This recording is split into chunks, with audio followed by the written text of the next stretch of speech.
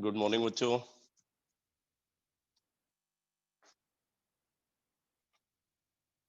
Good morning.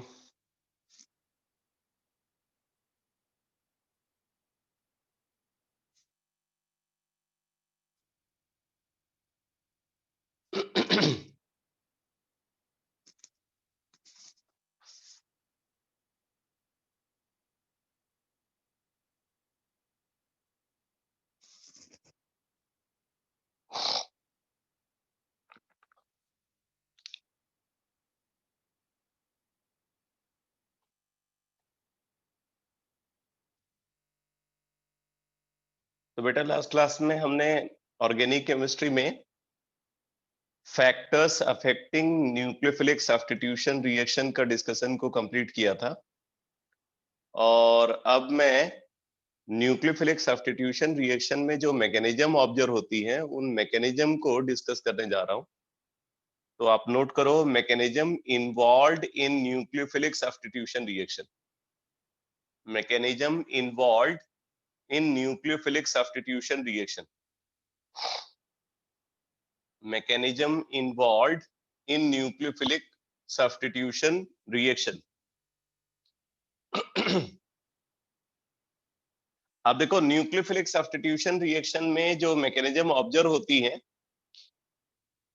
अगर उनको हम कंसीडर करें तो इसमें फर्स्ट मैकेनिज्म है बाइमॉलिक्यूलर nucleophilic substitution. बाइमॉलिक्यूलर nucleophilic substitution,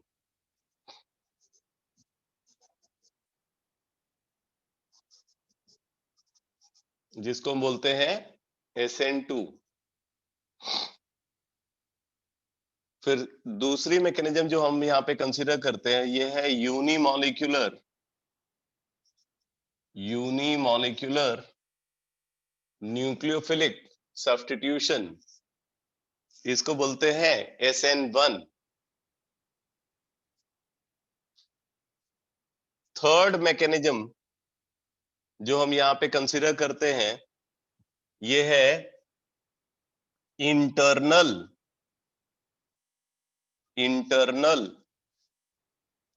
nucleophilic substitution, SNI। Internal nucleophilic substitution SNI। Fourth mechanism जो हम यहाँ पे कंसीडर करते हैं ये है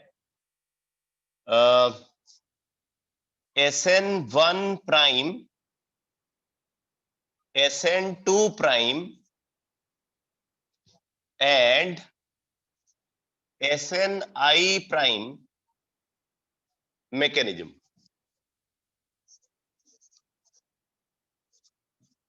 ये जो मैकेनिज्म है ये एक स्पेसिफिक सबस्ट्रेट के साथ ऑब्जर्व होती है, बाकी जो कंडीशन है वो SN2, SN1 और SNI की करस्पॉन्डिंग होगी। सिर्फ एक पर्टिकुलर सबस्ट्रेट अगर प्रेजेंट है तो उसके साथ ये मैकेनिज्म ऑब्जर्व होती है। इसके बाद फिर हम कंसीडर करते हैं यहाँ पे intermolecular and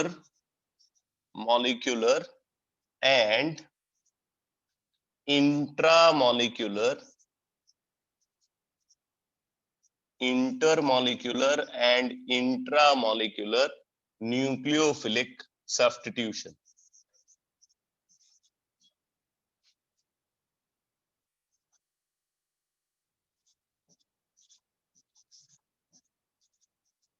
intermolecular and intramolecular nucleophilic substitution.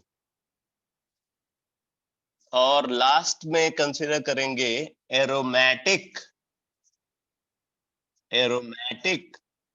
Nucleophilic substitution.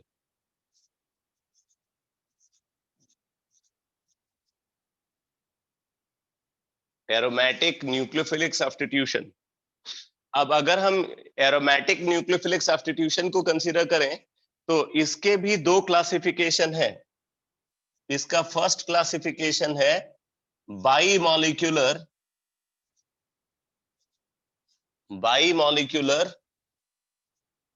Aromatic nucleophilic bimolecular aromatic nucleophilic substitution.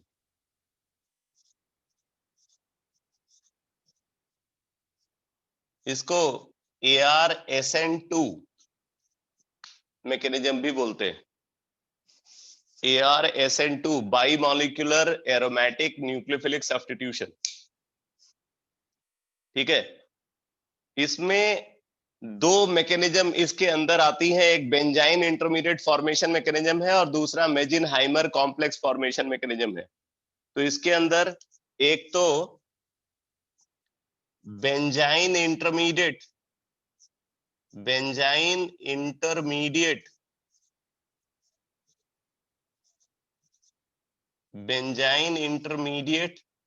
Formation mechanism, benzene intermediate formation mechanism को कंसिडर करते हैं, और दूसरा यहां पे कंसिडर करते हैं मेजिनहाइमर MEISEINHEIMER।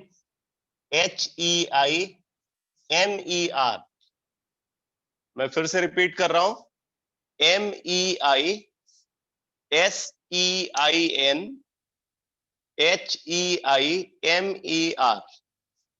Meisenheimer complex formation mechanism.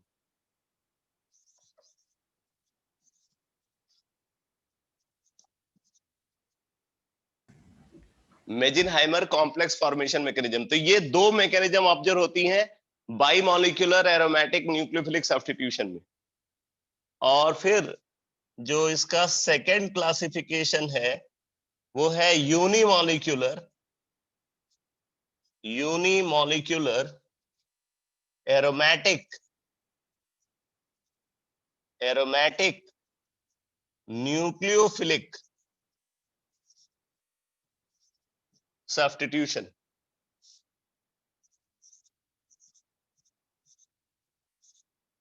यानी कि इसको बोलेंगे ARSN1।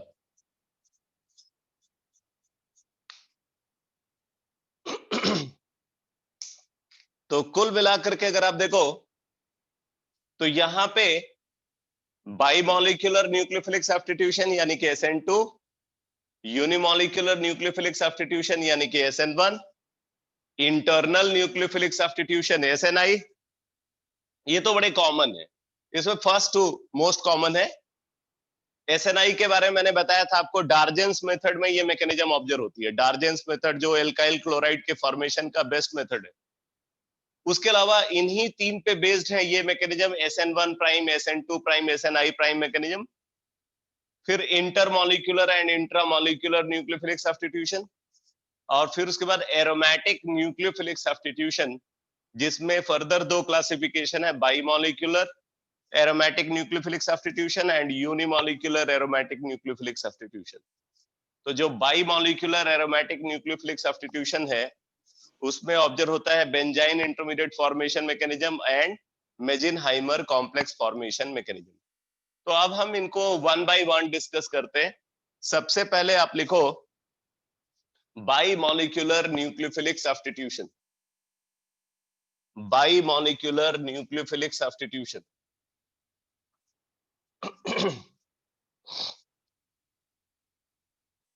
बाईमॉलिक्यूलर न्यूक्लियोफिलिक सब्स्टिट्यूशन, इसका डिटेल लिखो। when a substrate molecule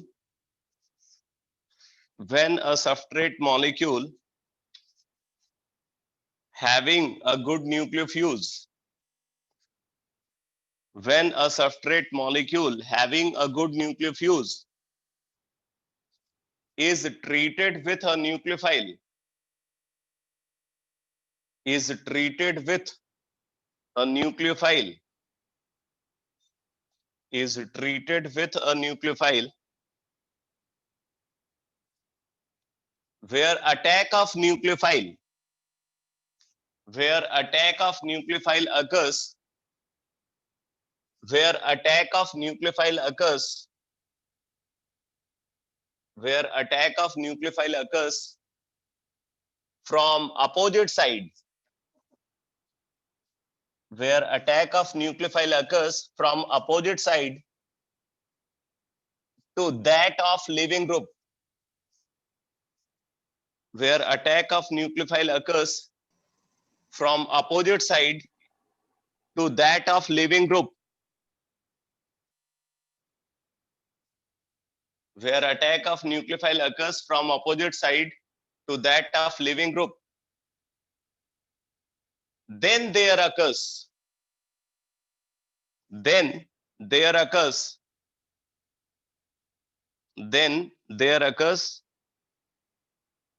the formation of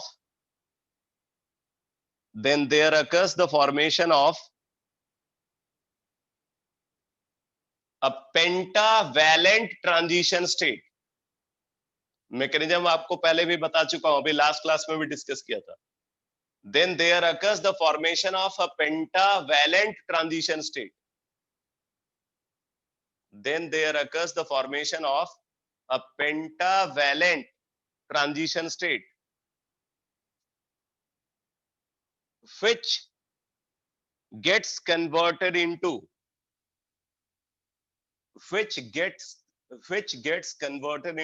inverted product, which gets converted into inverted product, which gets converted into inverted product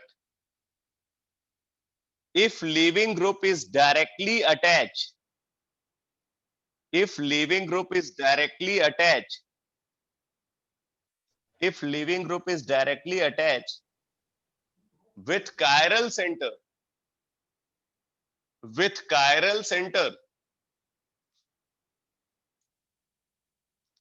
in the substrate, with chiral center in the substrate.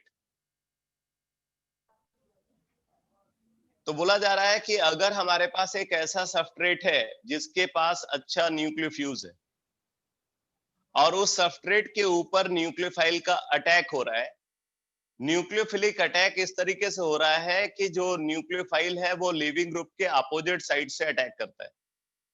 ठीक है, तो ऐसे situation में बोलते हैं कि पहले एक पेंटावैलेंट ट्रांजिशन स्टेट का फॉर्मेशन होगा और फिर वो pentavalent transition state inverted product में कन्वर्ट होगा और वो इन्वर्जन तब देखने को मिलेगा, मतलब वो एक्सपेरिमेंटली तब वेरीफाइड होगा इन्वर्टेड प्रोडक्ट का फॉर्मेशन जब लिविंग ग्रुप यानी कि न्यूक्लियोफ्यूज किसी कायरल सेंटर से डायरेक्टली अटैच होगा. ठीक है, और इस इन्वर्जन फिनोमेना को वॉल्डेन इन्वर्जन बोलते हैं, जिसको मैं ऑप्टिकल आइसोमेरिज्म में डिस्कस कर चुका हूं. ठीक है, तो अब जरा देखो पूरी मैकेनिज्म क्या है. यहाँ पे बोल रहे हैं कि हमारे पास एक सबस्ट्रेट है, इससे अटैच है एक न्यूक्लियोफ्यूज लिविंग ग्रुप और इस सबस्ट्रेट से अटैच है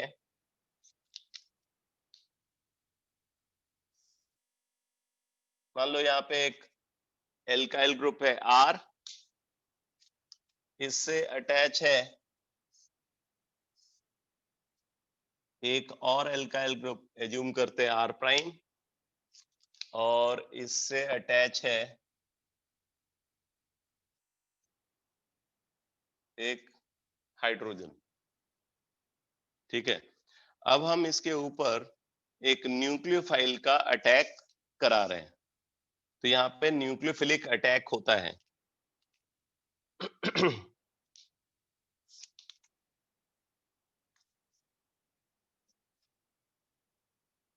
एक न्यूक्लियोफाइल अटैक कर रहा है. न्यूक्लियोफाइल का अटैक हमेशा लिविंग ग्रुप के अपोजिट साइड से होगा, तो मतलब न्यूक्लियोफाइल इधर से अटैक करेगा और ये वाला बॉन्ड ब्रेक होगा. तो ऐसे सिचुएशन में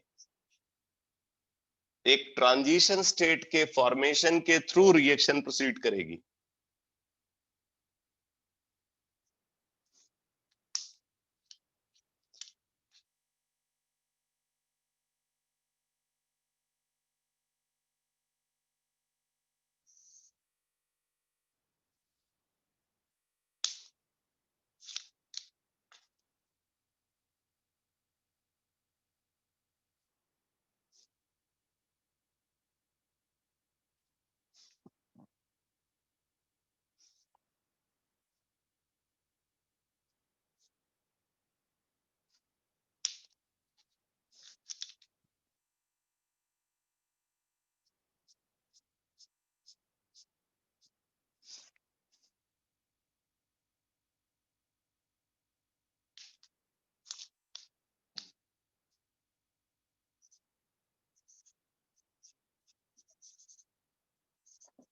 ये है पेंटावैलेंट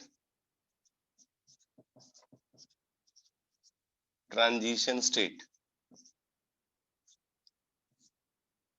पेंटावैलेंट ट्रांजिशन स्टेट, यहाँ पे होगा पार्शियल नेगेटिव चार्ज और यहाँ पे होगा पार्शियल नेगेटिव चार्ज इस पर्टिकुलर सिचुएशन में। ठीक है, और फिर उसके बाद ये ट्रांजिशन स्टेट इन्वर्टेड प्रोडक्ट में कन्वर्ट होगा। तो ये प्रोडक्ट यहाँ पे फॉर्म होना चाहिए।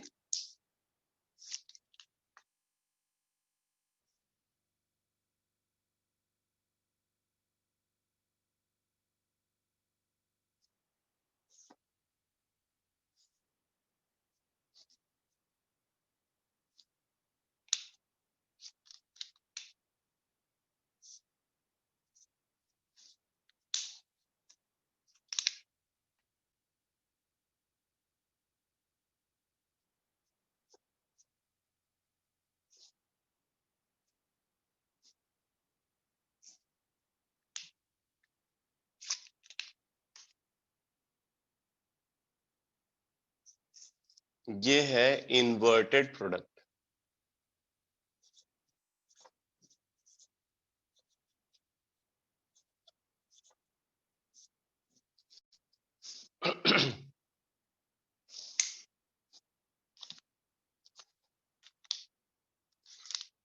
और इस फिनोमेना को वॉल्डेन इन्वर्जन बोलते हैं। अगर ये कायरल सेंटर है,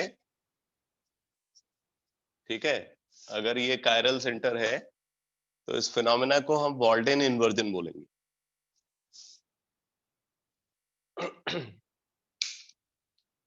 तो ये बाइमॉलिक्यूलर न्यूक्लियोफिलिक सब्स्टिट्यूशन रिएक्शन की मैकेनिज्म है।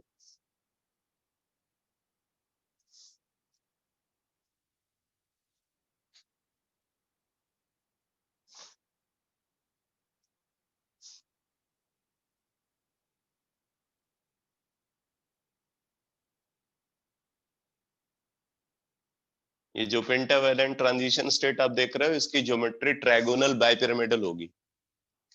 इसकी ज्योमेट्री ट्रायगोनल बाइपिरामिडल होगी। ट्रायगोनल बाइपिरामिडल कैसे होगी? देखो, ये जो तीन ग्रुप हैं ये ट्रायगोनल प्लेनर अरेंजमेंट को एक्वायर कर रहे हैं। इस ट्रायगोनल प्लेनर अरेंजमेंट के एक साइड में ये लिविंग ग्रुप है और दूसरे साइड में न्यूक्लियोफाइल। तो ये ट्रायगोनल बाइपिरामिडल ज्योमेट्री को एक्वायर करेगा पेंटावैलेंट ट्रांजिशन स्टेट। अब आप लिखो characteristic of nucleophilic substitution reaction. Characteristic of nucleophilic substitution reaction. Characteristic of nucleophilic substitution reaction.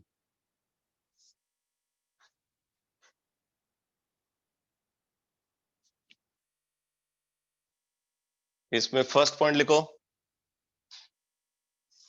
First point देखो, since reaction completes in single step, since reaction completes in single step, therefore, since reaction completes in single step, therefore, rate of reaction depends upon, rate of reaction depends upon, since reaction completes in single step, therefore, rate of reaction depends upon, rate of reaction depends upon the concentration of substrate and nucleophile both. The concentration of substrate and nucleophile both. Rate of reaction depends upon the concentration of substrate and nucleophile both.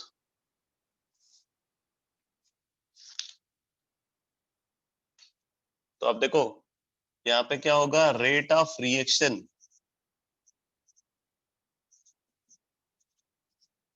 rate of reaction R is equal to K times concentration of substrate into concentration of nucleophile. अब ये कैसे पता चला? अगर आप इसको verify करना चाहते हो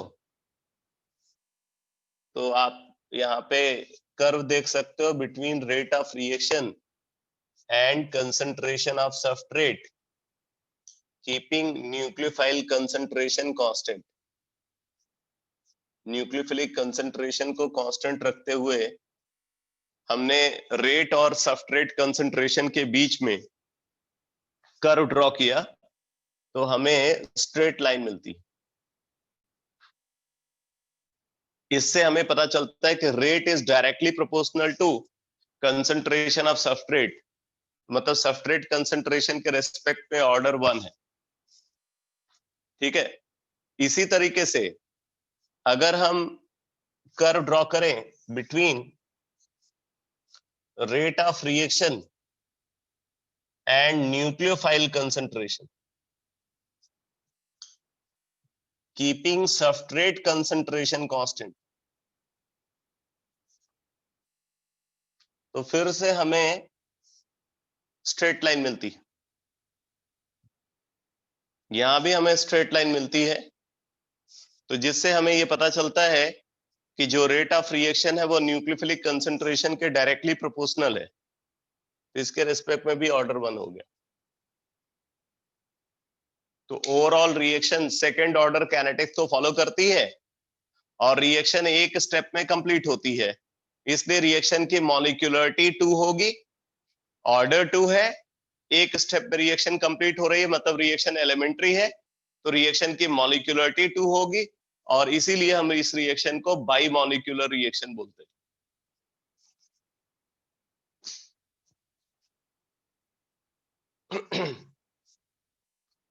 आप इस बात को नोट कर सकते हो। लिखो, since order of reaction is 2, since order of reaction is 2 and reaction is elementary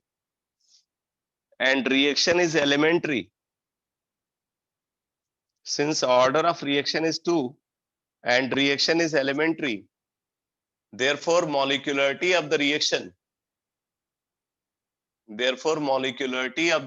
is also equal to 2. Therefore molecularity of the reaction is also equal to 2.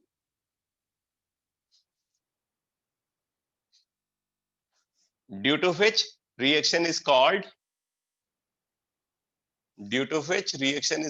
bimolecular nucleophilic substitution reaction. Due to which reaction is called bimolecular nucleophilic substitution reaction.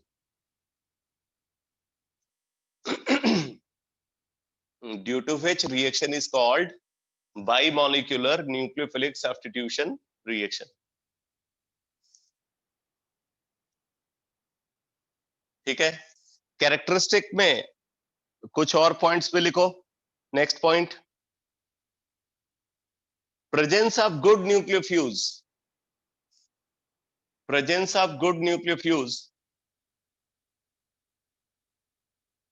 increases the reactivity of substrate. Presence of good nucleofuse increases the reactivity of substrate towards SN2 mechanism. Towards SN2 mechanism. तो ये न्यूक्लियोफ्यूज यानी कि L negative, जितना अच्छा न्यूक्लियोफ्यूज होगा reaction उतनी fast होगी, substrate की रिएक्टिविटी उतनी ज्यादा होगी।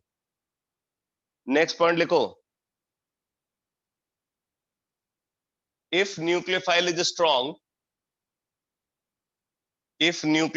strong and its concentration is high, if nucleophile is strong and its concentration is high, then SN2 mechanism is favorable. Then SN2 mechanism is favorable. If nucleophile is strong and its concentration is high, then SN2 mechanism is favorable.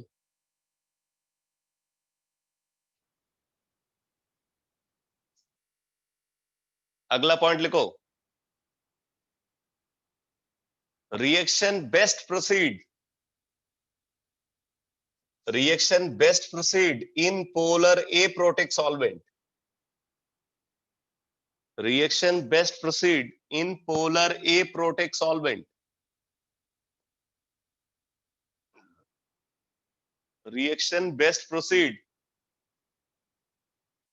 in polar aprotic solvent. Last class में इसकी पूरी analysis करके हम लोगों ने देखा था. Next point लिखो, if leaving group is directly attached with a chiral center,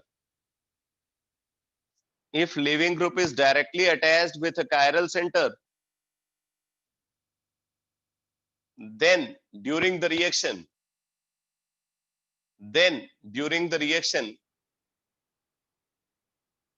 if leaving group is attached with a chiral center, then during the reaction, Walden inversion takes place. Walden inversion takes place.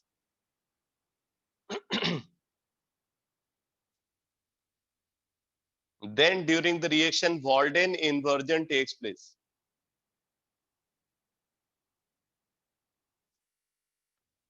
Next point लिखो बेटा, बहुत important point है. लिखो, primary substrate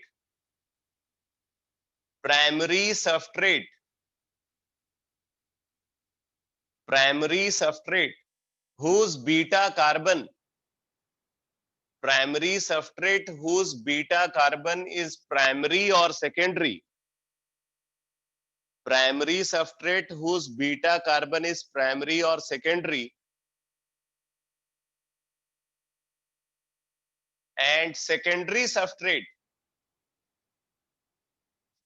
मैं फिर से repeat कर रहा हूं, primary substrate whose beta carbon is primary और secondary, and secondary substrate whose beta carbon is primary,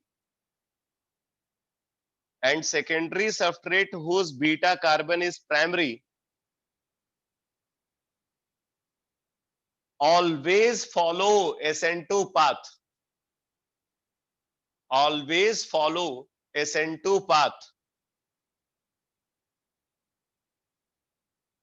But secondary substrate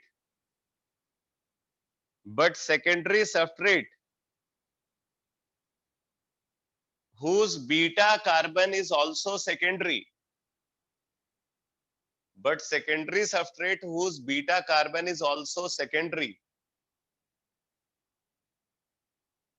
may follow SN1 or SN2 path, depending upon other reaction condition.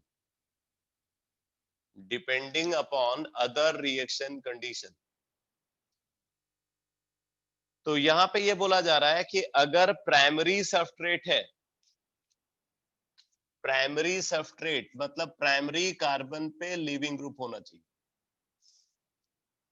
Primary substrate ये हो गया substrate का alpha carbon, और इसका beta carbon बोल रहे हैं प्राइमरी होना चाहिए. तो ये बीटा कार्बन है और ये बीटा कार्बन प्राइमरी कार्बन है. तो ये प्राइमरी सबस्ट्रेट है जिसका बीटा कार्बन प्राइमरी है. ठीक है, इसी तरीके से देखो, ये एक प्राइमरी सबस्ट्रेट है, इसका बीटा कार्बन सेकेंडरी है. क्योंकि ये कार्बन 2 कार्बन से अटैच है, इधर भी एक कार्बन है, इधर भी कार्बन है। तो ये प्राइमरी सबस्ट्रेट है जिसका बीटा कार्बन सेकेंडरी है। और बोल रहा है कि सेकेंडरी सबस्ट्रेट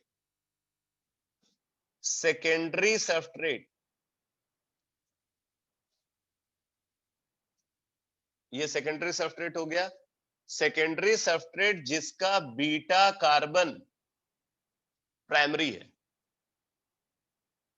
तो ये इसका बीटा कार्बन है, ये अल्फा है, ये प्राइमरी है।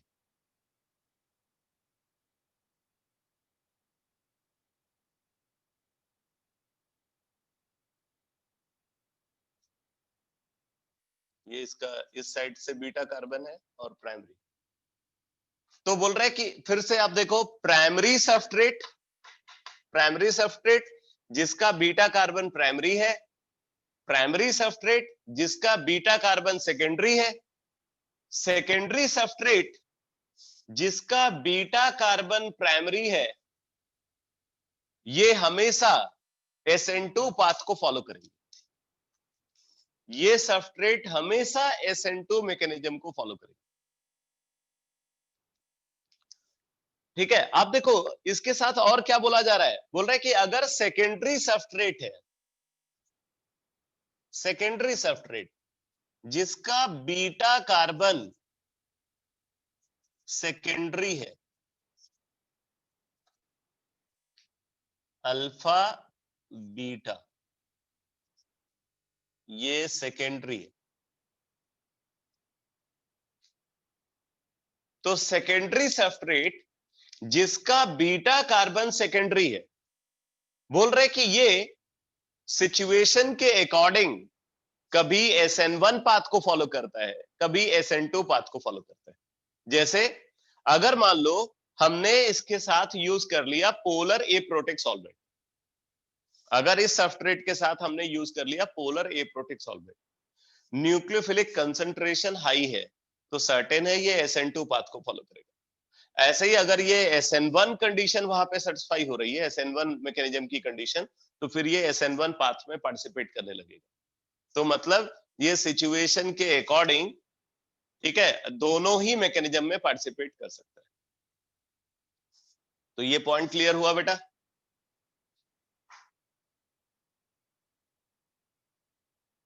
ये पॉइंट क्लियर हुआ सबको?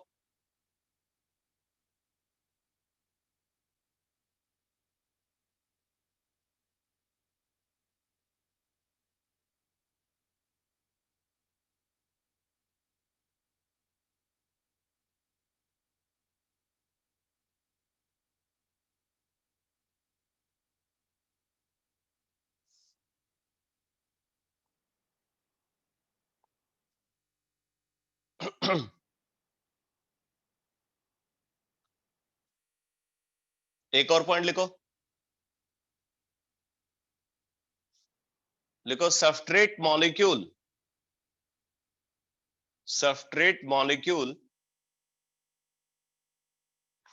having heteroatom, substrate molecule having heteroatom, substrate molecule having heteroatom containing lone pair of electron, substrate molecule having heteroatom containing lone pair of electron at beta carbon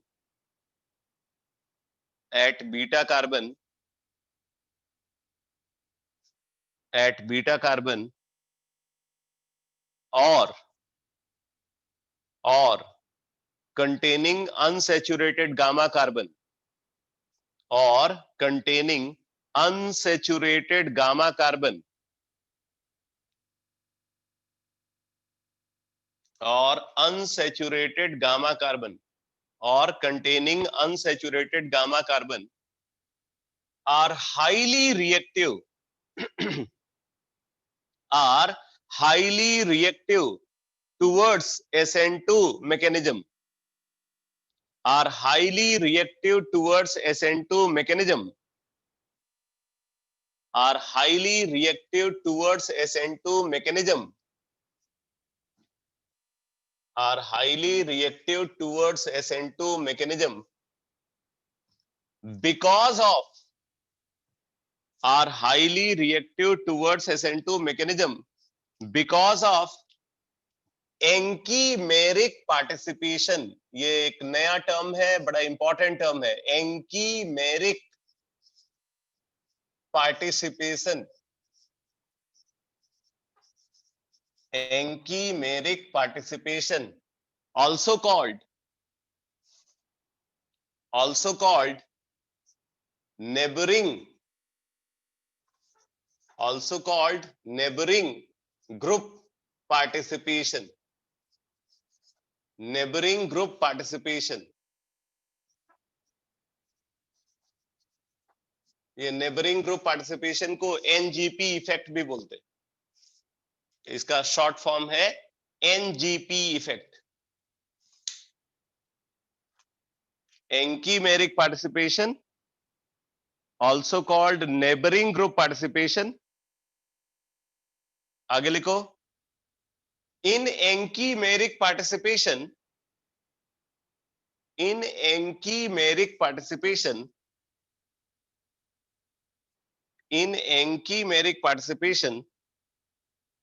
product is produced through retention in configuration। ये इसका special feature है। In enkymeric participation, product is produced through retention in configuration। Product is produced through retention in configuration। Through retention in configuration because in such cases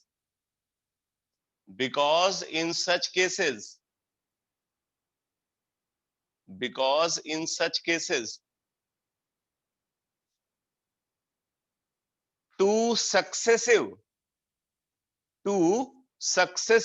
SN2 attack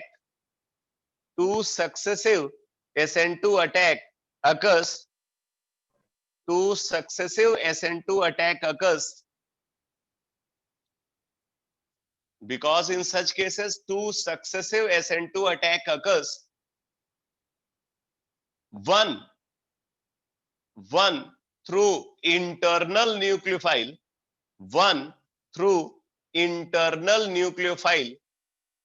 वो जो heteroatom है वो अपने आप में न्यूक्लियोफाइल है। One through internal nucleophile while other through external nucleophile। One through internal nucleophile while other through external nucleophile। तो बोल रहा है कि जो पहला अटैक होगा, पहला न्यूक्लियोफिलिक अटैक होगा, वो अंदर में जो न्यूक्लियोफाइल प्रेजेंट है, वो हेट्रोएटम जिसके पास लोन पेयर है, वो न्यूक्लियोफिलिक बिहेवियर दिखाएगा। या गामा कार्बन अगर अनसैचुरेटेड है तो उसकी वजह से भी न्यूक्लियोफिलिक बिहेवियर ऑब्जर्व होता है। ठीक है, तो इंटरनल न्यूक्लियोफाइल की वजह से एक SN2 अटैक होगा। तो पहला जब SN2 अटैक होगा तो कॉन्फ़िगरेशन इन्वर्ट हो जाएगा, मतलब पहले वाला जो कॉन्फ़िगरेशन था उसका इन्वर्टेड कॉन्फ़िगरेशन प्रेजेंट होगा। फिर एक और SN2 अटैक बाहर से होता है एक्सटर्नल न्यूक्लियोफाइल के थ्रू। तो जब एक्सटर्नल न्यूक्लियोफाइल SN2 अटैक करेगा तो उस इन्वर्टेड कॉन्फ़िगरेशन का फर्दर इन्वर्जन हो जाएगा, यानी कि ओरिजिनल कॉन्फ़िगरेशन वापस मिल जाएगा। तो हम बोलेंगे फाइनली रिटेंशन प्रोडक्ट का फॉर्मेशन होता है। तो यहाँ पे रिटेंशन प्रोडक्ट का फॉर्मेशन होता है, ये एंकीमेरिक पार्टिसिपेशन की एक स्पेशल कैरेक्टरिस्टिक है। ठीक है, और जिन सब्सट्रेट में एंकीमेरिक पार्टिसिपेशन की पॉसिबिलिटी होती है वो सब्सट्रेट हाईली रिएक्टिव होते हैं। तो अब जरा देखते हैं इसको कैसे एंकीमेरिक पार्टिसिपेशन ऑब्जर्व होता है।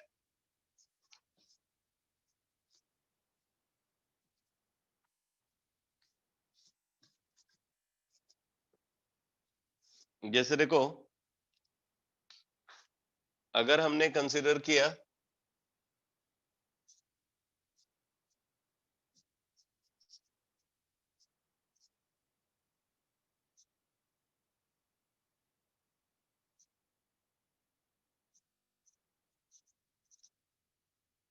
मान लो ये सब्सट्रेट है, ठीक है, ये है अल्फा, ये है बीटा। बीटा कार्बन पे ये हेटेरो एटम प्रेजेंट है जिसके पास लोन पेयर। अब इस पे हम न्यूक्लियोफिलिक अटैक करा रहे हैं, तो यहाँ पे न्यूक्लियोफिलिक अटैक होना है।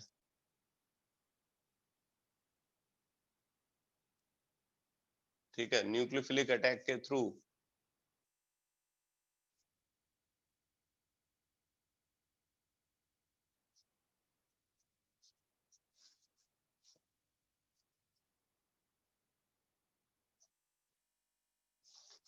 ये प्रोडक्ट जो बनेगा ये रिटेंशन प्रोडक्ट होगा।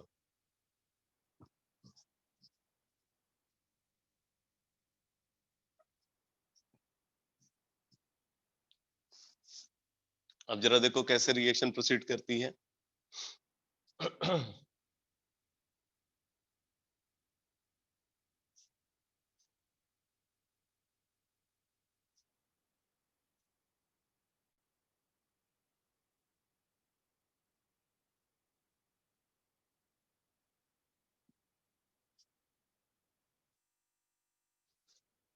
ये है सब्सट्रेट का स्ट्रक्चर। ठीक है, सब्सट्रेट का स्ट्रक्चर ऐसा है। अब देखो यहाँ पे क्या होता है, पहले एक SN2 अटैक होता है। SN2 अटैक कैसे होगा, ये इस पे अटैक करेगा एज अ न्यूक्लियोफाइल। ये इंटरनल SN2 अटैक हो रहा है।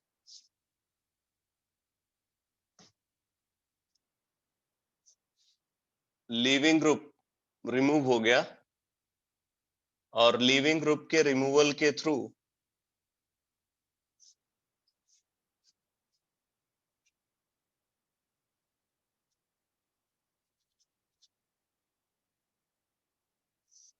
ये बन गया।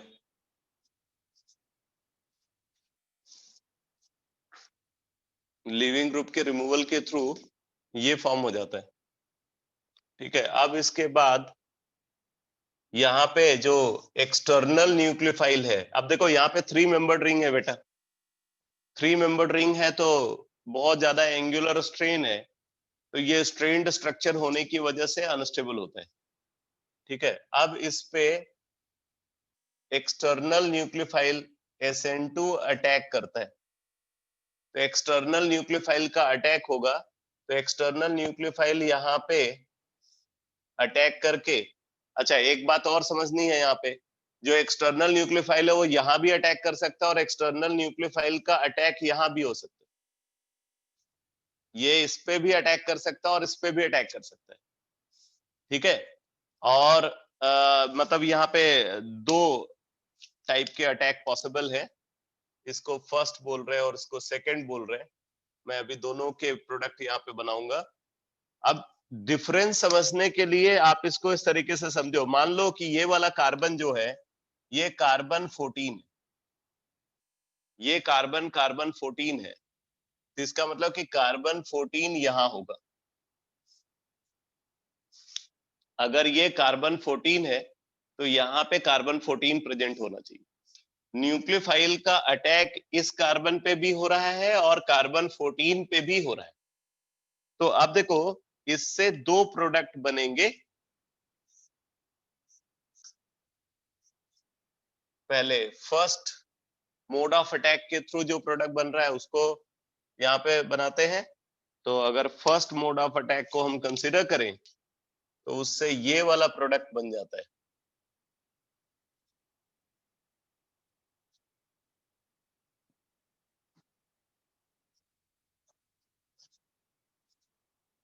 ठीक है, ये प्रोडक्ट बन जाता है। आप देख सकते हो जैसा सब्सट्रेट का स्ट्रक्चर है वैसा ही स्ट्रक्चर इसका है, मतलब रिटेंशन प्रोडक्ट बन गया।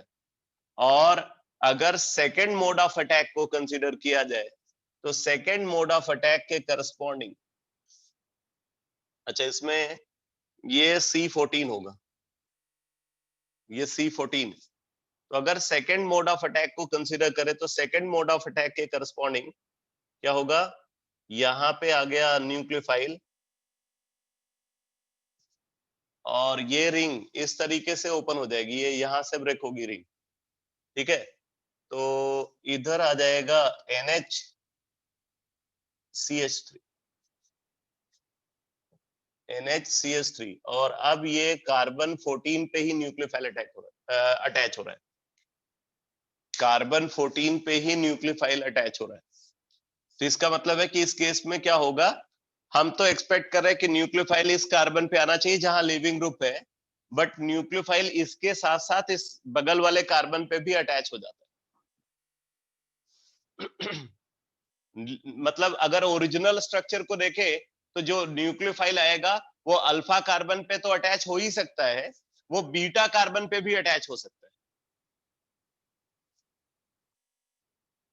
तो ये बात आपको समझ में आ रही है कि न्यूक्लियोफाइल अटैच हो सकता है अल्फा कार्बन पे भी और बीटा कार्बन पे भी। और क्यों अटैच हो सकता है, उसके पीछे ये स्ट्रक्चर रिस्पॉन्सिबल है, ये स्ट्रेन्ड स्ट्रक्चर है, इसमें ये दोनों कार्बन एक जैसे हैं, तो न्यूक्लियोफाइल जितना एफिशिएंटली इस पे अटैक कर सकता है उतना एफिशिएंटली इस पे भी अटैक कर सकता है। ये बात क्लियर हुई बेटा?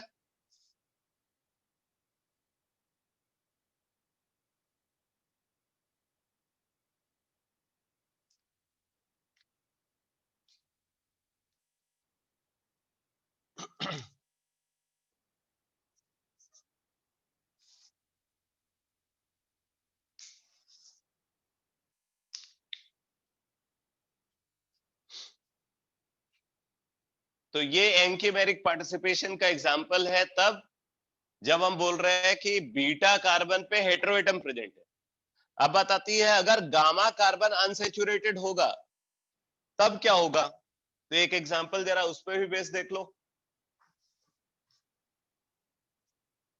अगर गामा कार्बन अनसैचुरेटेड है तब एंकीमेरिक पार्टिसिपेशन कैसे ऑब्जर्व होता है?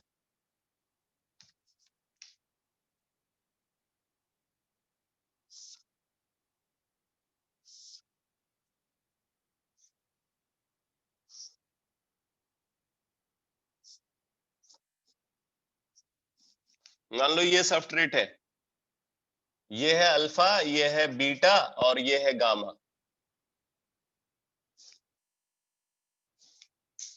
Alpha beta and gamma.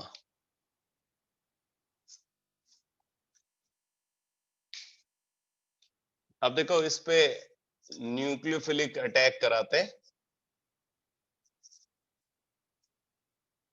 ठीक है? तो न्यूक्लियोफिलिक अटैक के थ्रू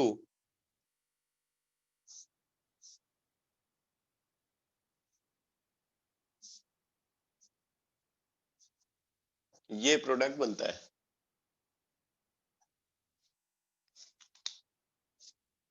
अब देखो रिएक्शन कैसे प्रोसीड करेगी।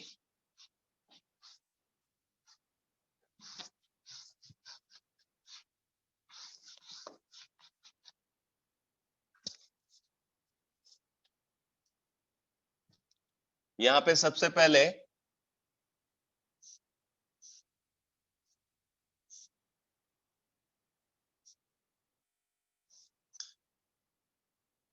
अब इसमें भी देखो, अगर मान लो हम इसको कार्बन 14 बोल रहे हैं, ये कार्बन 14 है, तो सबसे पहले क्या होता है, इंटरनल SN2 अटैक हो जाता है। कैसे?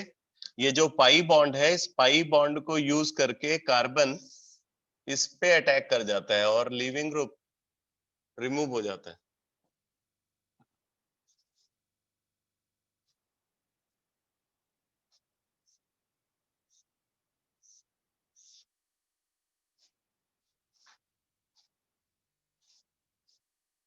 यहाँ पे आ गया पॉजिटिव चार्ज, ठीक है? और यहाँ पे है कार्बन 14, ये कार्बन 14 है, ये बन गया। अब देखो अब क्या होता है, एक्सटर्नल न्यूक्लियोफाइल का अटैक होगा, एक्सटर्नल न्यूक्लियोफाइल का अटैक होगा। अब एक्सटर्नल न्यूक्लियोफाइल का अटैक यहाँ पे भी हो सकता है और एक्सटर्नल न्यूक्लियोफाइल का अटैक इस पे भी हो सकता है। जो एक्सटर्नल न्यूक्लियोफाइल है वो कार्बन 14 पे भी अटैक कर सकता है और बगल वाले कार्बन पे भी अटैक कर सकता है, मतलब 1 एंड 2।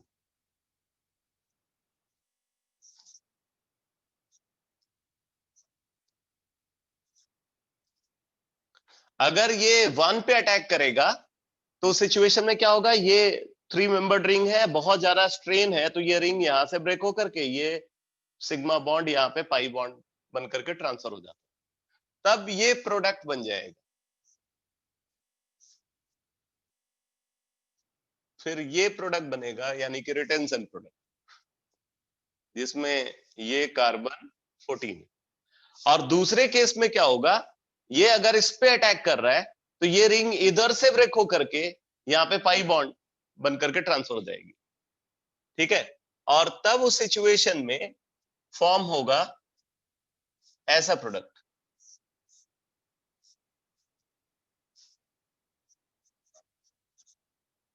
अब ये कार्बन 14, तो इस तरीके से अगर आप देखोगे यहाँ पे तो 2 प्रोडक्ट फॉर्म होंगे। कार्बोकेटायन का रीअरेंजमेंट यहाँ पे अगर कराओगे तो उससे कुछ ज्यादा स्टेबिलिटी मिलेगी नहीं, क्योंकि ऑलरेडी ये कार्बोकेटायन स्टेबल है, इसको जो है बेंड सिग्मा ऑर्बिटल का सपोर्ट मिल रहा है। ये कार्बोकेटायन अपने आप में ही बहुत ज्यादा स्टेबल है, क्योंकि इसको बेंड सिग्मा ऑर्बिटल का सपोर्ट मिल रहा है।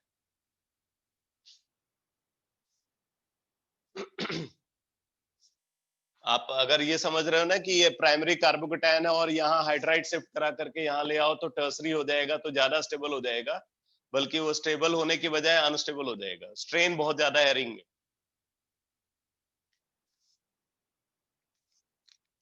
तो इस तरीके से एंकीमेरिक पार्टिसिपेशन ऑब्जर्व होता है। तो ये समझ लेना बेटा कि अगर सब्सट्रेट के बीटा कार्बन पे कोई हेटेरो एटम है, जैसे ऑक्सीजन है, नाइट्रोजन है, सल्फर है, और जिसके पास लोन पेयर है, तब एंकीमेरिक पार्टिसिपेशन होगा। या सब्सट्रेट का गामा कार्बन पे पाई बॉन्ड प्रेजेंट है, गामा कार्बन अनसैचुरेटेड है, तब एंकीमेरिक पार्टिसिपेशन होगा। और जहां पे एंकीमेरिक पार्टिसिपेशन होगा वहां पे SN2 मैकेनिज्म के ऑब्जर्व होने के बावजूद भी रिटेंशन प्रोडक्ट बनेगा। तो ये एंकीमेरिक पार्टिसिपेशन का स्पेशल फीचर है। तो क्लियर हो गया बेटा दोनों केसेस एंकीमेरिक पार्टिसिपेशन के? दोनों केसेस जो मैंने बताया ये दोनों समझ में आ गए आपको?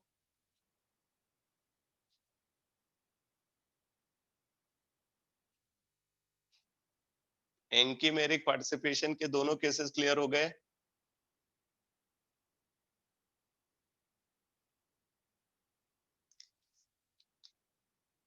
बट मैंने एक चीज और देखा है कि एंकीमेरिक पार्टिसिपेशन जब किसी मतलब जब कंपाउंड के अंदर ऑब्जर्व होता है, तो जब इसमें बेस क्वेश्चन पूछा जाता है तो लोग एग्जाम कंडीशन में उसको आइडेंटिफाई नहीं कर पाते।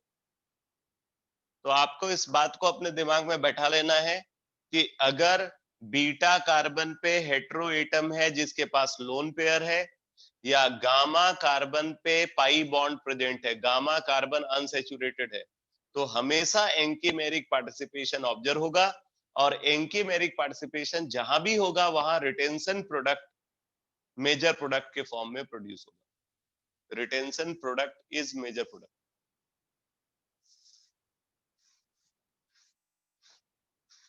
तो ये तो बात हो गई SN2 मैकेनिज्म की। अब आप लिखो unimolecular nucleophilic substitution.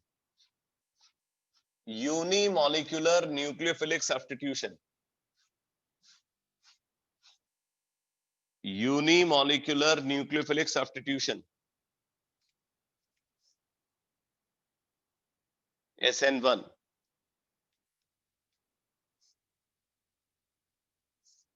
Unimolecular nucleophilic substitution,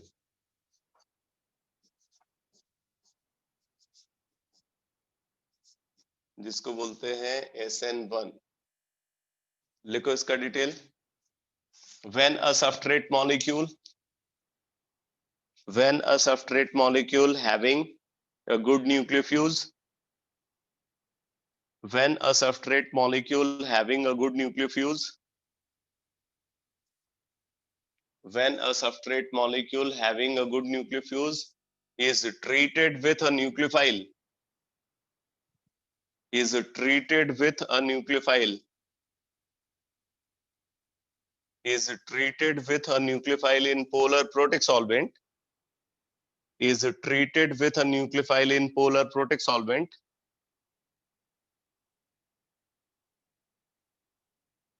then there occurs, then there occurs,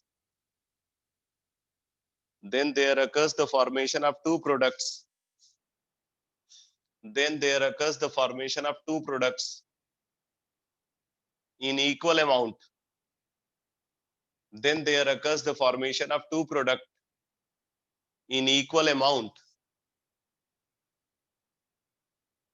one through retention in configuration, one through retention in configuration,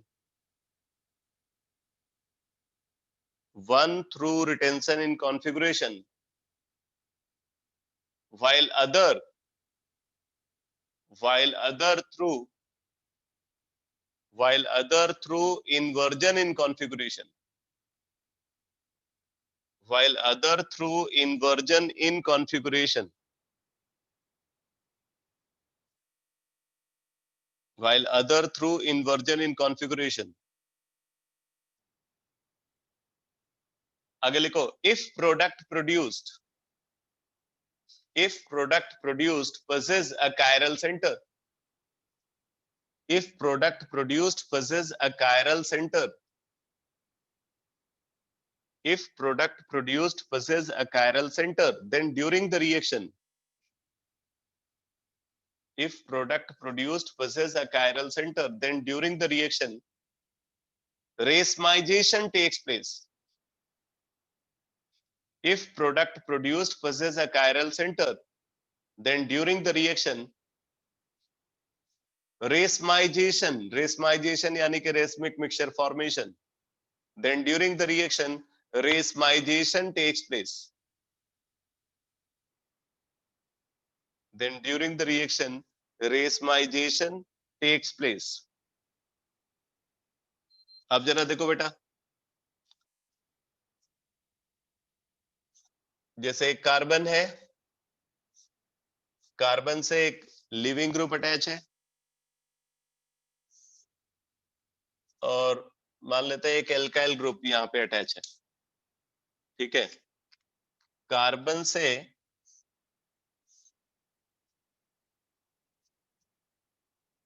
अगर दो और ग्रुप अटैच है, अभी मैं रेसमिक मिक्सचर फॉर्मेशन को दिमाग में रखते हुए यहाँ पे ग्रुप्स को सेलेक्ट कर रहा हूँ, जरूरी नहीं कि हमेशा ऐसे ही ग्रुप प्रेजेंट हो। मैंने यहाँ पे 3 एल्काइल ग्रुप ले लिए, 3 डिफरेंट एल्काइल ग्रुप, क्योंकि हम रेसमिक मिक्सचर का फॉर्मेशन को देखना चाहते हैं। तो ये सब्सट्रेट हो गया।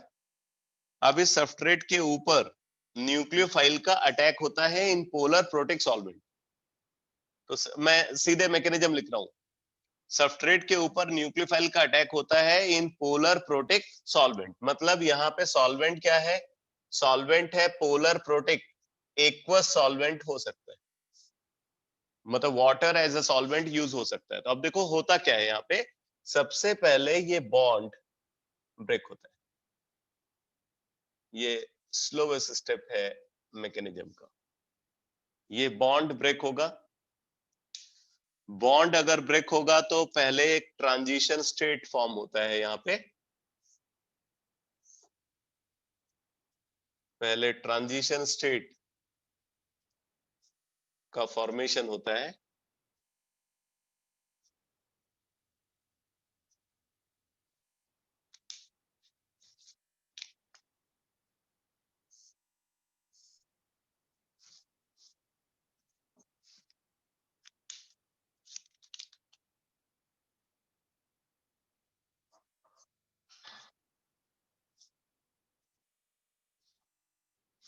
ये टेट्राहेड्रल ट्रांजिशन स्टेट है, तो ये ट्रांजिशन स्टेट बनता है, और फिर उसके बाद ये ट्रांजिशन स्टेट रिएक्शन इंटरमीडिएट में कन्वर्ट हो जाता है, ठीक है, ये ट्रांजिशन स्टेट रिएक्शन इंटरमीडिएट में कन्वर्ट हो जाता है। रिएक्शन इंटरमीडिएट भी क्या बनेगा, कार्बोकैटायन रिएक्शन इंटरमीडिएट बनेगा।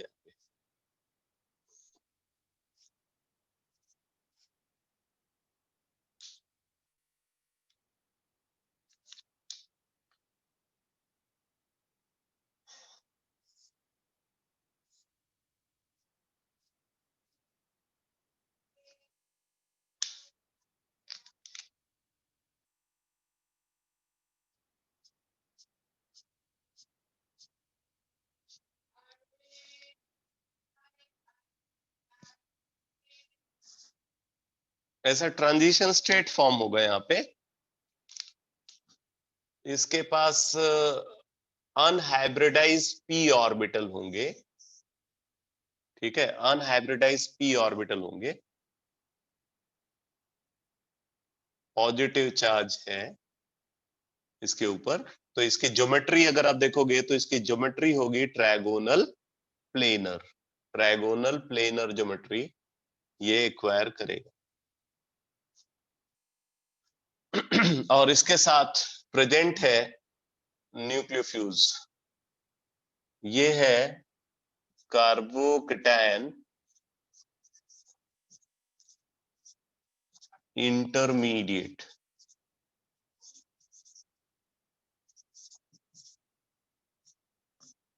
Carbocation intermediate. अब जरा देखो आगे क्या होगा बेटा।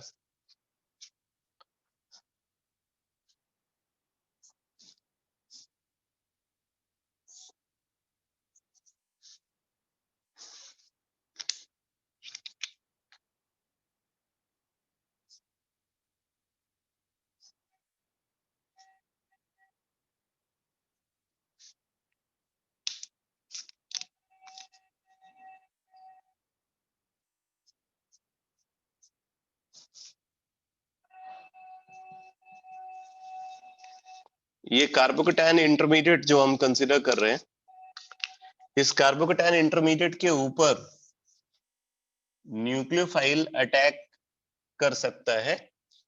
कैसे अटैक कर सकता है, आप इसको देखो। जैसे ये इसको आप ये पैरेलल मान लो कि न्यूक्लियोफाइल यहाँ है, यहाँ पे न्यूक्लियोफाइल है। ये सेकंड स्टेप मैं आपको बता रहा हूँ रिएक्शन मैकेनिज्म का। ये वाला स्टेप फास्ट स्टेप होता है, ये फास्ट स्टेप है। अब इसमें क्या है, ये न्यूक्लियोफाइल इस पे इस साइड से भी अटैक कर सकता है और न्यूक्लियोफाइल इस पे इस साइड से भी अटैक कर सकता है। न्यूक्लियोफाइल का अटैक इस पे इस साइड से भी हो सकता है, इस साइड से भी हो सकता है, क्योंकि कार्बोकैटायन इंटरमीडिएट की ज्योमेट्री अगर आप देखो तो इसकी ज्योमेट्री ट्रायगोनल प्लेनर है। तो ट्रायगोनल प्लेनर ज्योमेट्री होने की वजह से आप इसको इस तरीके से समझ सकते हो, इसकी ज्योमेट्री जो है वो ट्रायगोनल प्लेनर है, ऐसी ज्योमेट्री है इसकी। अब यहाँ पे न्यूक्लियोफाइल अटैक कर रहा है तो न्यूक्लियोफाइल इस पे टॉप से भी अटैक कर सकता है और न्यूक्लियोफाइल इस पे बॉटम से भी अटैक कर सकता है। तो दो साइड से न्यूक्लियोफिलिक अटैक यहाँ पे पॉसिबल है। और दो साइड से न्यूक्लियोफिलिक अटैक अगर यहाँ पे हो रहा है तो इससे दो प्रोडक्ट बनेंगे। ठीक है, दो प्रोडक्ट यहाँ पे फॉर्म होंगे। अब दोनों प्रोडक्ट को मैं साइड बाय साइड बना रहा हूं। पहले ये फर्स्ट मोड ऑफ अटैक के थ्रू जो प्रोडक्ट बन रहा है, पहले हम इसको रिप्रेजेंट करते हैं। तो ये कार्बन है, एक एल्काइल ग्रुप यहाँ पे होगा, इधर से न्यूक्लियोफाइल आकर के अटैच हुआ और उसके बाद आप देखो एक एल्काइल ग्रुप यहाँ पे प्रेजेंट है और एक एल्काइल ग्रुप इस तरीके से प्रेजेंट। ये वाला प्रोडक्ट जो है इसको आप बोलोगे रिटेंशन प्रोडक्ट। आप देखो ये इसका अरेंजमेंट और इसका अरेंजमेंट मैच कर रहा है, तो ये रिटेंशन प्रोडक्ट। ठीक है, सेम कॉन्फ़िगरेशन वाला प्रोडक्ट। अब देखो इसी तरीके से दूसरा प्रोडक्ट बनेगा। जब ये न्यूक्लियोफाइल इधर से अटैक करेगा तो न्यूक्लियोफाइल तो इधर आ जाएगा और ये तीनों ग्रुप रिपल्सन की वजह से इस साइड में आ जाएंगे। ठीक है, तो अब यहाँ पे सेकेंड मोड ऑफ अटैक के करस्पॉन्डिंग जो प्रोडक्ट बन रहा है उसको दिखाते हैं। ये न्यूक्लियोफाइल हो गया, यहाँ पे कार्बन है, इससे एक एल्काइल ग्रुप अटैच है और दो एल्काइल ग्रुप यहाँ पे और प्रेजेंट है।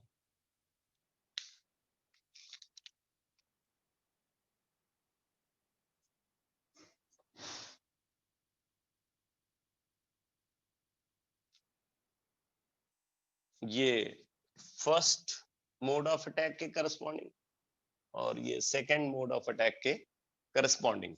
इसको हम बोलेंगे यहाँ पे रिटेंशन प्रोडक्ट, रिटेंशन प्रोडक्ट, और इसको बोलेंगे इन्वर्टेड प्रोडक्ट, इन्वर्टेड प्रोडक्ट। दोनों प्रोडक्ट इक्वल अमाउंट में बनते हैं, इसलिए ये जो मिक्सचर है, आप देखो इनके बीच में object and mirror image relationship है, and mirror image is non superimposable with the object. तो ये जो मिक्सचर है, इस मिक्सचर को रेसमिक मिक्सचर बोला जाएगा। ठीक है, इस मिक्सचर को, ये जो दोनों प्रोडक्ट का मिक्सचर है, इसको हम बोलेंगे racemic mixture, racemic mixture.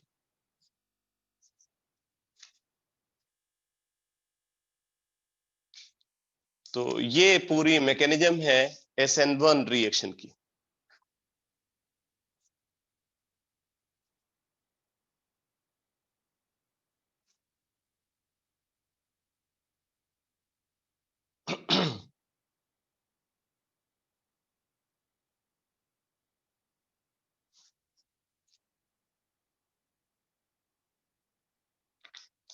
Presentation अगर अच्छा रखोगे तो आपके लिए समझना आसान होगा।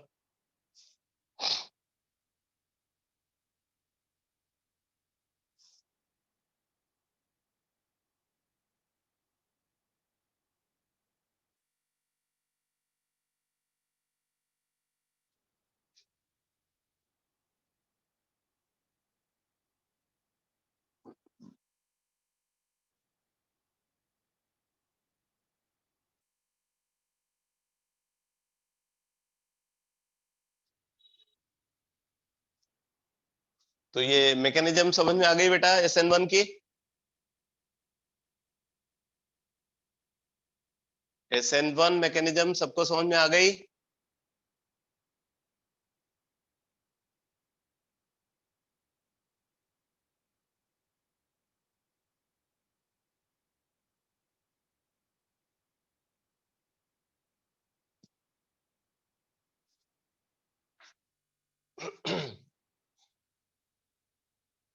अब आप लिखो characteristic of SN1 reaction, characteristic of SN1 reaction, characteristic of SN1 reaction.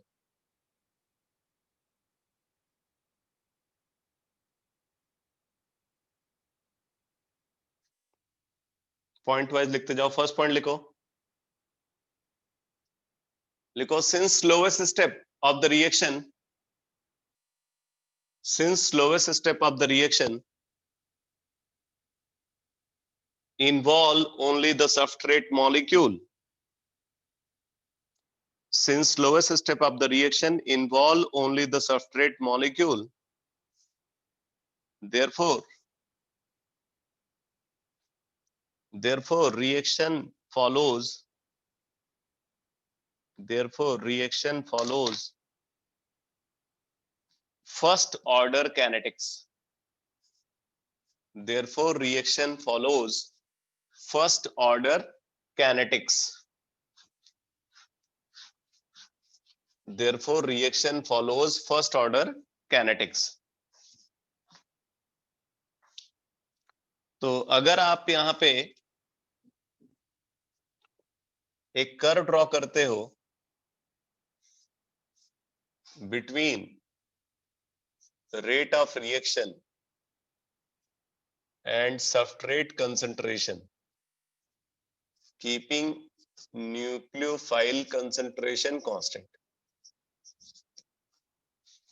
Keeping nucleophile concentration constant. तो ऐसा कर्व ऑब्जर्व होता है। अगर हम यहां पे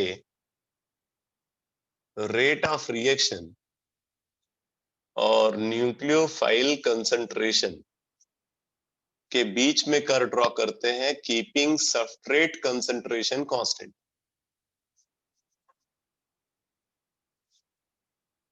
तो हमें ऐसा कर्व मिलता है।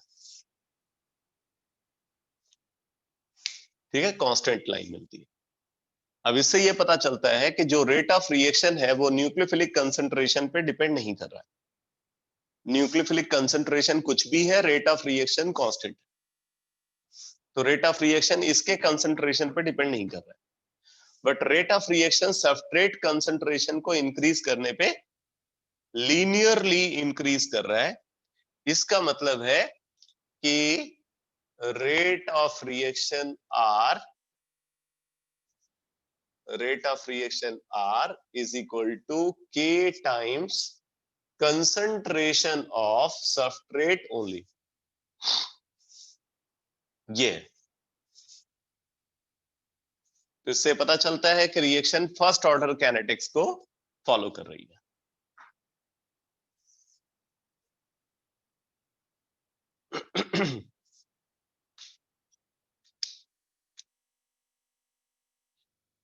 सेकंड पॉइंट लिखो। सेकंड पॉइंट लिखो, presence of good nucleophiles presence of good nucleofuse increases the reactivity of substrate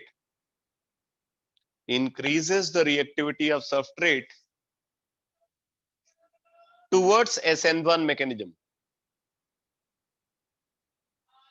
Presence of good nucleofuse increases the reactivity of substrate towards SN1 mechanism.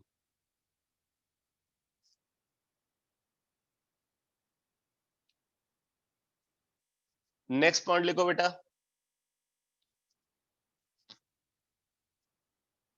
Next point, if nucleophile is weak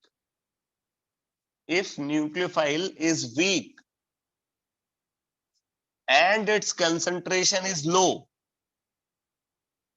if nucleophile is weak and its concentration is low, then SN1 mechanism is favorable. Then SN1 mechanism is favorable.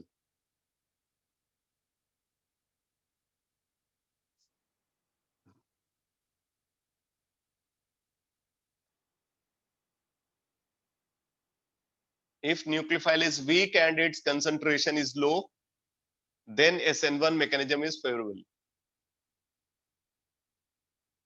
अगला point लिखो, reaction best proceed in polar protic solvent. Reaction best proceed in polar protic solvent. Reaction best proceed in polar protic solvent because reaction best proceed in polar protic solvent because it favors the formation of transition state. It favors the formation of transition state and stabilizes. It favors the formation of transition state and stabilizes the carbocation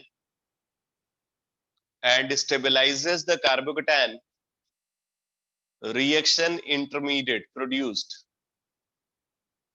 and stabilizes the carbocation reaction intermediate produced,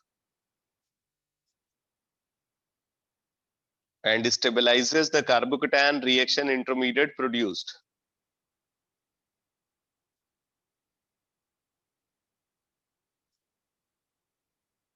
next point लिखो बेटा, next point लिखो, primary and secondary substrate, primary and secondary substrate, primary and secondary substrate whose beta carbon is tertiary or quaternary, primary and secondary substrate whose beta carbon is tertiary or quaternary, primary and secondary substrate whose beta carbon is tertiary or quaternary, and tertiary substrate, and tertiary substrate, and tertiary substrate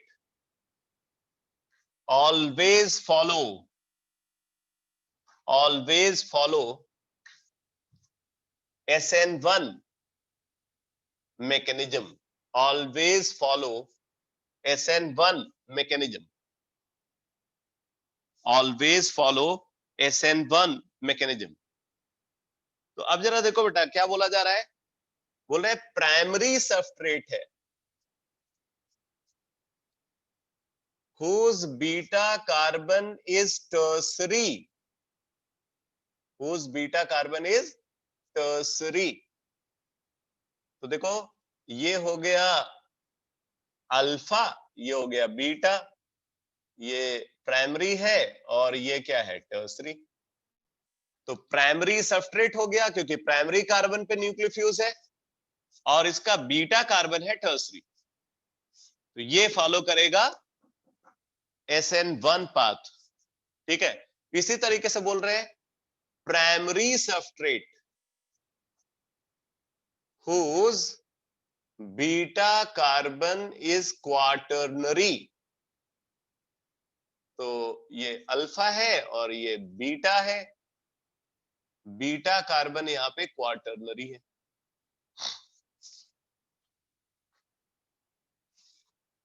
ठीक है। तो primary substrate whose beta carbon is tertiary and primary substrate whose beta carbon is quaternary always follow SN1 path, तो ये SN1 path को follow करते हैं, ठीक है। अब देखो बोल रहा है secondary substrate, secondary substrate whose beta carbon is tertiary,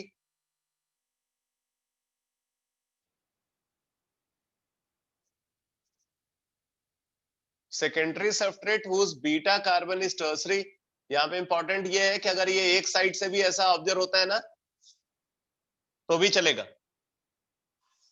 एक साइड से भी अगर ऐसा ऑब्जर्व होता है तो भी ये SN1 के थ्रू ही पार्टिसिपेट करेगा। तो ये हो सकता है ये है अल्फा, ये है बीटा, ये सेकेंडरी है और ये क्या है, टर्सरी। अगर ऐसा दोनों साइड से ऑब्जर्व होता है तो ऑब्वियसली चांसेस और बढ़ जाएंगे।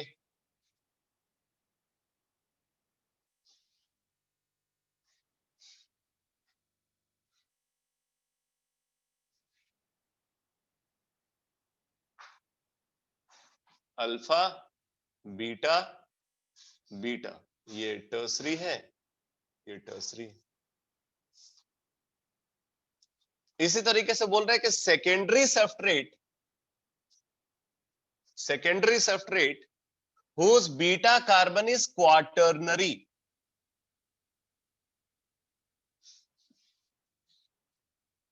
ये क्वाटर्नरी है बीटा कार्बन, एक साइड से भी हो सकता है, दोनों साइड से भी हो सकता है।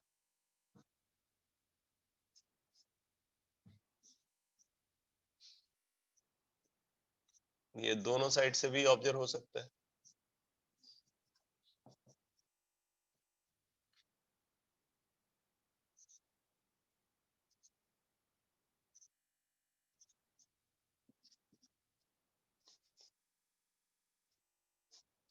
और बोला गया टर्सरी सबस्ट्रेट, टर्सरी सबस्ट्रेट,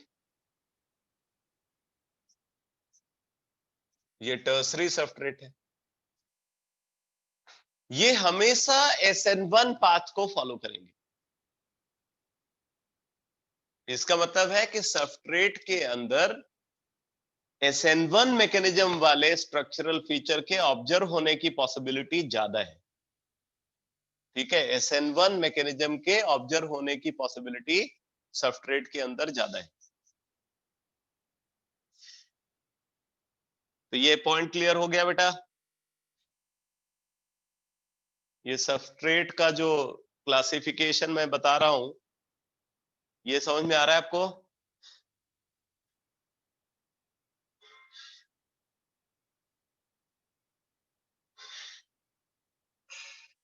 अरे बोलो भाई।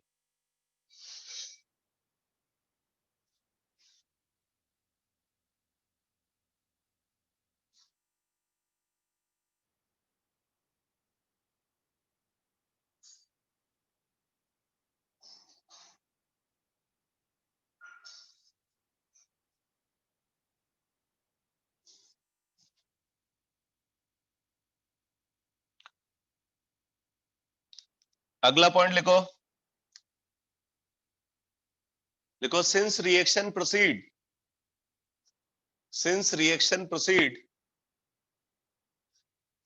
through the formation of carbocation intermediate, since reaction proceed through the formation of carbocation intermediate, therefore since reaction proceed through the formation of carbocation intermediate, therefore rearrangement is possible during the reaction. Therefore rearrangement is possible during the reaction.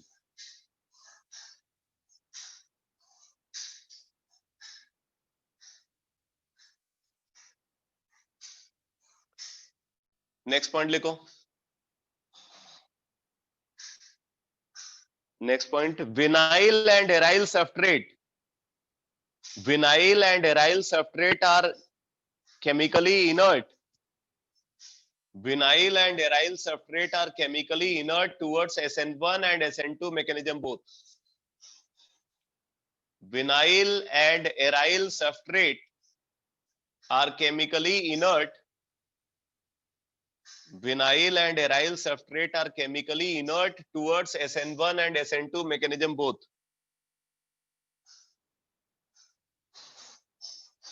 पहले भी बताया था structural feature of substrate molecule में। ठीक है, structural feature of substrate molecule के साथ भी मैंने बताया था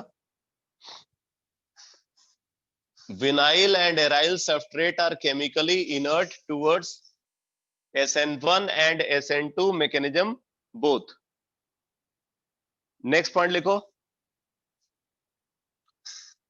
Next point, if nucleofuse is present, if nucleofuse is present at bridgehead carbon, if nucleofuse is present at bridgehead carbon, if nucleofuse is present at bridgehead carbon of bridged bicyclic compound, if nucleofuse is present at bridgehead carbon of bridged bicyclic compound, then substrate is chemically inert, then substrate is chemically inert towards SN1 and SN2 mechanism both. Then substrate is chemically inert towards SN1 and SN2 mechanism both.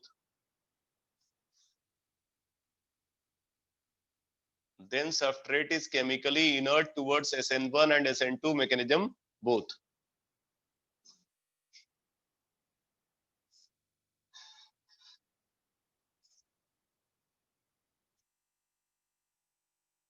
Next point लिखो बेटा। लिखो, in majority of SN1 reaction, in majority of SN1 reaction, there occurs the formation of, there occurs the formation of, there occurs the formation of 80 to 95%, 80 to 95% racemic mixture, racemic mixture and 5 to 20% and 5 to 20% and 5 to 20% inverted product and 5 to 20% inverted product। तो बोल रहा है कि ज्यादातर SN1 reaction में क्या होता है, 100% रेसमिक मिक्सचर नहीं बनता है, बल्कि 80 to 95% रेसमिक मिक्सचर मिलता है और 5 to 20% इन्वर्टेड प्रोडक्ट बनता है। मतलब अगर सैंपल की ऑप्टिकल प्योरिटी की बात करें, optical purity of the sample is 5 to 20%। जो प्रोडक्ट मिक्सचर प्रोड्यूस होगा उसकी ऑप्टिकल प्योरिटी कितनी होगी, 5 to 20% होगी। अब बात आती है कि इन्वर्टेड प्रोडक्ट एक्सेस में क्यों बन रहा है। तो बोला है कि इन्वर्टेड प्रोडक्ट एक्सेस में इसलिए बन रहा है क्योंकि वहां पे थोड़ी बहुत पॉसिबिलिटी SN2 मैकेनिज्म की भी रहती है। SN1 मैकेनिज्म के साथ साथ कुछ पॉसिबिलिटी SN2 मैकेनिज्म की भी होगी, भले वो कम हो, तो उसकी वजह से इन्वर्टेड प्रोडक्ट एक्सक्लूसिवली प्रोड्यूस होगा। तो इसलिए ओवरऑल इन्वर्टेड प्रोडक्ट का अमाउंट ज्यादा होता है रिटेंशन प्रोडक्ट के कंपेयर में। ठीक है, ये पॉइंट क्लियर हुआ बेटा? ये वाला पॉइंट क्लियर हुआ?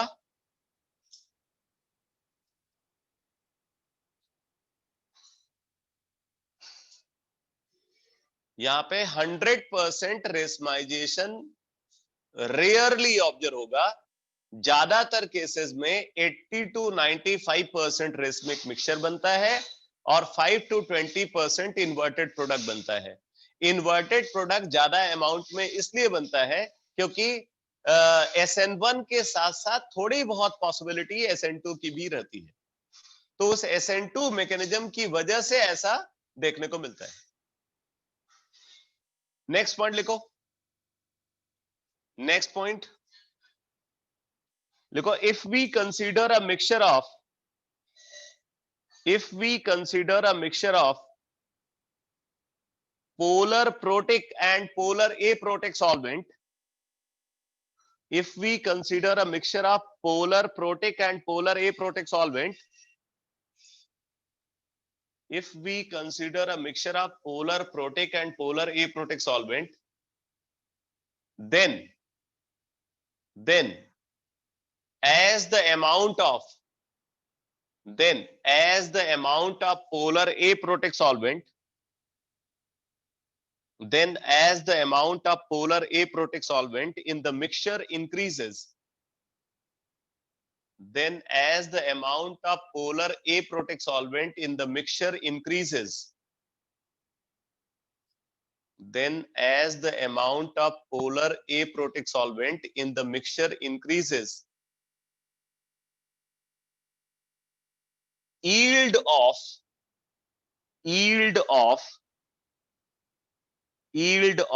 inverted product, yield of inverted product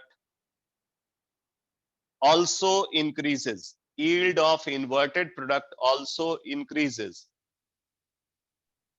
due to which yield of racemic mixture decreases, due to which yield of racemic mixture decreases, due to which yield of racemic mixture decreases। और अगर polar protic solvent का amount आप बढ़ाओगे उस mixture में तो इसका उल्टा देखने को मिलेगा। मतलब अगर आप पोलर प्रोटिक और पोलर एप्रोटिक सॉल्वेंट का मिक्सचर यूज करते हो और उस मिक्सचर में पोलर एप्रोटिक सॉल्वेंट का अमाउंट अगर आप इंक्रीज कर रहे हो, तो ऐसे सिचुएशन में जो इन्वर्टेड प्रोडक्ट है उसकी यील्ड बढ़ेगी, रेसमिक मिक्सचर की यील्ड कम होगी। लेकिन अगर मिक्सचर के अंदर आप पोलर प्रोटिक सॉल्वेंट का अमाउंट को बढ़ाते हो तो जो प्रोडक्ट बनेगा उसमें रेसमिक मिक्सचर रेसमाइजेशन बढ़ेगा और इन्वर्टेड प्रोडक्ट का फॉर्मेशन कम होगा। क्योंकि आपको पता है कि polar protic solvent SN1 mechanism को और polar aprotic solvent SN2 mechanism को फेवर करता है। ठीक है, तो ये पॉइंट क्लियर हो गया बेटा?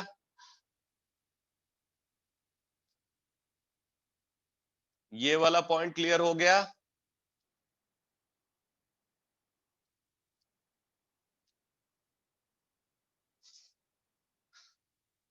एक बार अगर आपने बेसिक जो कंडीशन है ना, अगर आपने उसको समझ लिया, तो उसके बाद आपको क्वेश्चन को सॉल्व करने में कहीं कोई दिक्कत नहीं आनी। ठीक है, पहले आप कंडीशन को ढंग से समझो कि उस मैकेनिज्म के लिए सॉल्वेंट क्या रिक्वायर्ड है, उस मैकेनिज्म के लिए कंसंट्रेशन सब्सट्रेट और न्यूक्लियोफाइल या जो भी रिएजेंट है उनका कंसंट्रेशन क्या रिक्वायर्ड है। ठीक है, टेम्परेचर क्या होना चाहिए, हीटिंग होगी या नहीं होगी, इंटरमीडिएट कौन सा बन रहा है, इंटरमीडिएट बन रहा है या नहीं बन रहा है, अगर बन रहा है तो कौन सा इंटरमीडिएट बन रहा है। फिर अगर आपको यह पता चल गया कि हाँ ये इंटरमीडिएट बन रहा है, तो वो इंटरमीडिएट वहां स्टेबल है या कम स्टेबल है। अगर स्टेबल है तो रिएक्शन फास्ट होगी, अगर कम स्टेबल है तो रिएक्शन स्लो होगी। ठीक है, इंटरमीडिएट का अगर आपको पता चल गया तो फिर आपको यह भी पता चल जाएगा कि रीअरेंजमेंट हो पाएगा या नहीं हो पाएगा। तो इस तरीके से बोलते हैं कि अगर आप ऑर्गेनिक केमिस्ट्री में एक एक बात जो है वो अगर आप समझ करके चलते हो तो आपके लिए बहुत अच्छा रहेगा। नहीं तो क्रैम करने की तो कोई लिमिट ही नहीं है, कितना रटोगे। ठीक है, तो इसलिए आपको यहाँ पे समझना बहुत जरूरी है, तो इसीलिए मैं मैकेनिज्म पे इतना स्ट्रेस दे रहा हूं और एक एक बात को सिस्टमेटिक तरीके से प्रेजेंट कर रहा हूं। अब देखो, जैसे मैंने अब बताया था आपको कि अगर सेकेंडरी सबस्ट्रेट है जिसका बीटा कार्बन सेकेंडरी है, सेकेंडरी सबस्ट्रेट जिसका बीटा कार्बन सेकेंडरी है, अगर उसको हम न्यूक्लियोफाइल से रिएक्ट करा रहे हैं तो यहां पे इन्वर्टेड प्रोडक्ट भी बन सकता है और रेसमिक मिक्सचर भी बन सकता है। तो जैसे देखो, हमने इस सबस्ट्रेट को कंसिडर किया है,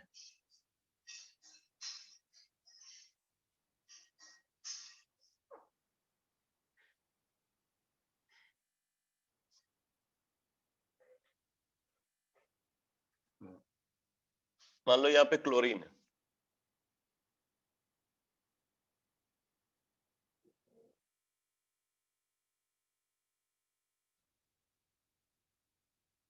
और इधर हमने ये एक एल्काइल ग्रुप को कंसिडर किया है। अब इसको रिएक्ट करा रहे हैं, इसको रिएक्ट करा रहे हैं, मान लो KOH के साथ DMSO की प्रेजेंस में, KOH के साथ DMSO की प्रेजेंस में। ठीक है, और इसको रिएक्ट करा रहे हैं KOH के साथ वाटर की प्रेजेंस में, KOH के साथ DMSO की प्रेजेंस में, KOH के साथ वाटर की प्रेजेंस में। सॉल्वेंट हमने अलग अलग रखा हुआ है। ठीक है, तो यहाँ पे मैकेनिज्म होनी चाहिए SN2 और यहाँ पे मैकेनिज्म होनी चाहिए SN1। यहाँ पे फेवरेबल मैकेनिज्म होगी SN2 और यहाँ पे फेवरेबल मैकेनिज्म होगी SN1। साथ में हमने इसको डाइल्यूट भी लिखा है, डाइल्यूट। डाइल्यूट का मतलब न्यूक्लियोफिलिक कंसंट्रेशन कम है। ठीक है, तो आप देखो क्या होगा इस केस में,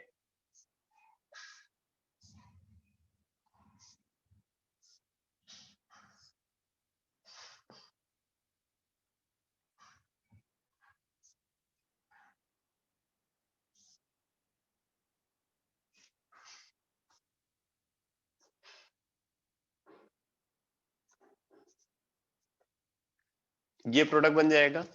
अगर क्लोरीन इक्वेटोरियल पे था तो ये एक्सियल पे आएगा, इन्वर्टेड प्रोडक्ट। और यहां पे अगर आप देखोगे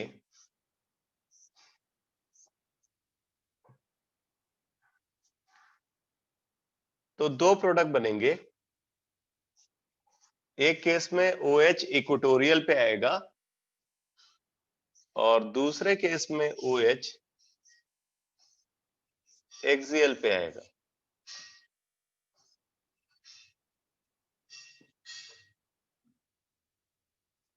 तो यहाँ पे जब आप KOH को वाटर की प्रेजेंस में, डाइल्यूट KOH को आप वाटर की प्रेजेंस में अगर ट्रीट कर रहे हो तो SN1 मैकेनिज्म होगी, तो इन दोनों का मिक्सचर प्रोड्यूस होगा। ठीक है, इन दोनों का मिक्सचर प्रोड्यूस होगा। और अगर आप ये KOH के साथ DMSO को यूज करते हो तो SN2 मैकेनिज्म होगी, वहां पे एक्सक्लूसिवली इन्वर्टेड प्रोडक्ट बनेगा। तो ये इन्वर्टेड प्रोडक्ट है और यहाँ पे रेसमिक मिक्सचर का फॉर्मेशन हो रहा है। तो ये इंपॉर्टेंट है, हमने ध्यान देना यहाँ पे सेकेंडरी सब्सट्रेट को कंसीडर किया है। एक बार कंडीशन भी आप इंश्योर कर लो कि ये सेकेंडरी सब्सट्रेट है और इसका ये बीटा कार्बन है और इधर से ये बीटा कार्बन है। ये बीटा कार्बन आप दोनों साइड से देख रहे हो क्या है, सेकेंडरी। तो secondary substrate whose beta carbon is secondary may follow SN2 and SN1 mechanism both depending upon reaction condition। तो ये क्लियर हो गया बेटा?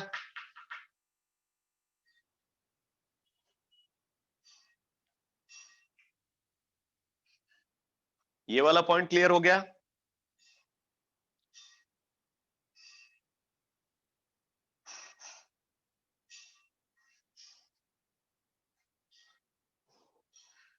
ठीक है, तो SN1 और SN2 मैकेनिज्म का डिस्कशन को मैंने कंप्लीट कर दिया है। अब इसके बाद अगली रिएक्शन आती है इंटरनल न्यूक्लियोफिलिक सब्स्टिट्यूशन। इसको हेडिंग नोट करो। अब ये मैकेनिज्म का डिटेल मैं आपको नेक्स्ट क्लास में बताऊंगा। तो अब आगे जो केसेस डिस्कस होने हैं सब छोटे छोटे डिस्कशन है, उसमें इतना टाइम नहीं लगेगा। SN1 और SN2 में काफी टाइम लगता है क्योंकि इसी का पूरा डिटेल भी NCERT में गिवन है। तो बाकी जो मैकेनिज्म है उसको फटाफट हम लोग समराइज करेंगे। तो अब आपकी कल जो क्लास होगी उसमें इनऑर्गेनिक केमिस्ट्री डिस्कस होगी। तो कल की क्लास में मैं P ब्लॉक कराऊंगा।